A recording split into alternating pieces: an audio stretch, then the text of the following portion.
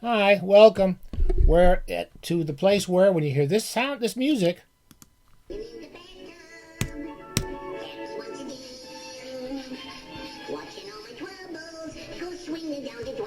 immortal Tweety Bird, Les Brown, and the Band of Renown, and we're still using that because I think I told you a few episodes back that we haven't heard from Tweety's lawyers. That's changed.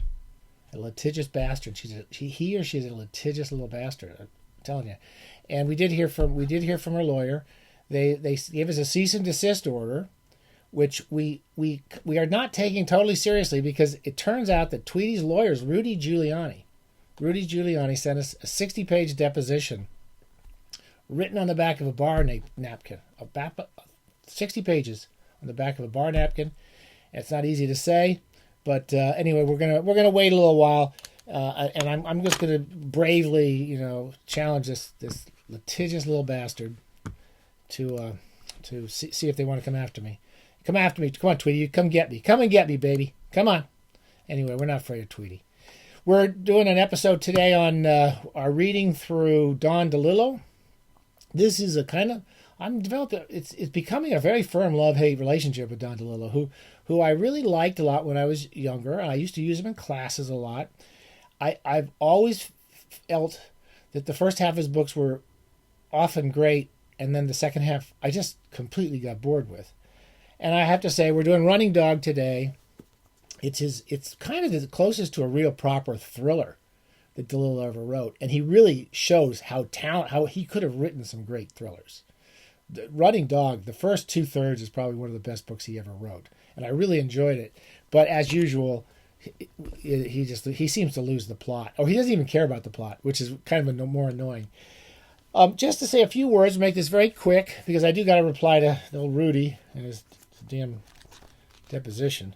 But it's set up very much like a thriller, and we have a group of characters that's all based around the idea that there's a group of pornographers and that they collect fancy pornography. It's very similar to the John D. MacDonald novel we just talked about. I think Deadly Shade of Gold, I forget, where Travis is dealing with a bunch of pornographers.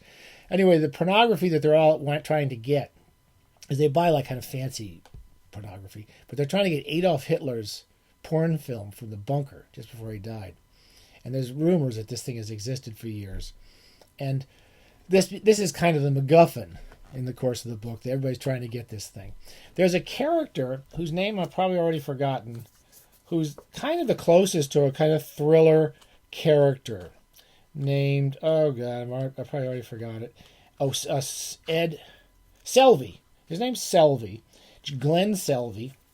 And he's this kind of very capable kind of spy who's been connected to all these different people. He's working for some senator who collects pornography.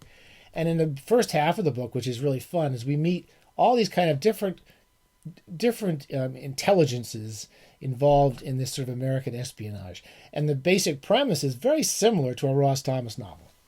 I'm going to show this because Ross Thomas, The Money Harvest, that's one of the great Ross Thomas novels. They often have to do with the CIA hiring a bunch of people to work for the CIA who go off and run their own organization, their own spy organization, who are they're like, you hire them when you need them sort of guys. They're not connected to the government, and they start to go rogue. So there's a kind of a rogue operator named Selby who's working for a rogue operation. I think they're called Radial Matrix. And the first half of the book kind of gets you into these complications really well. And there's a relationship between Selby and a journalist named Maul. And they have a sexual relationship and kind of a romantic relationship. And then Selby goes off and meets another woman. I think she works in a house of prostitution or something. And basically, whenever DeLillo has an interesting narrative idea, which is the relationship between this journalist who works for an underground newspaper called Running Dog and this kind of rogue operator spy who come together, they go off in separate trajectories and just wander off. And the last third of the book, we go off in all these different characters, all their different points of view, and we completely lose the plot. and we don't really care what happens. I won't tell you what happens to Celery, but it's not, I don't really care by the time I get to it. I really find the last 50 pages of a DeLillo novel pretty boring.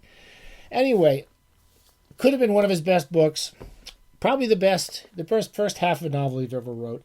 It reminded me a lot of Dog Soldiers, the Robert Stone novel, where you had a literary writer talking about the same thing, the CIA having a kind of rogue operation going on, bringing drugs in from Vietnam, and how that rogue operation starts going off in its own little business ventures. And it has a better ending. It actually finishes the story it starts off to tell, and that came out a few years before Running Dog. So maybe DeLillo was a bit inspired by that to write thrillers, but he certainly didn't learn how to write the last third. And again, anything by Ross Thomas. The Running Dog, if you liked Running Dog, if you liked most of Running Dog, or even all of Running Dog, I think you'd really, really like Ross Thomas. We've talked about him. I called him the greatest American thriller writer ever. I think that probably fits. Okay, very quick. Loved it, hated it. Don DeLillo, capsule summary. See you soon. Bye. And Tweety, you come on. I'm waiting. I'm right here. Come and get me. Come and get me, Tweety.